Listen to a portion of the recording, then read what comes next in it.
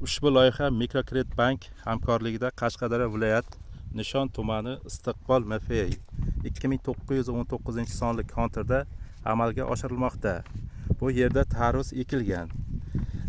Eni 335, bo'yi 300 metrni tashkil etadi. Ya'ni 10 gektarni tashkil etadi. Bu yerdagi ekinlar zamonaviy usullar bilan parvarishlanmoqda. Hozirgi ekinlar ekilgan, unib chiqish, gullash jarayonida.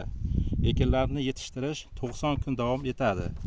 Yetishtirish jarayonida sug'oriladigan tabiiy va mineral o'g'itlar bilan oziqlantiriladi. Ushbu loyihaga 10 ta dehqon xo'jaliklari biriktirilgan bo'lib, har bir dehqon uchun o'rtacha 1 gektardan yer maydonlari to'g'ri keladi.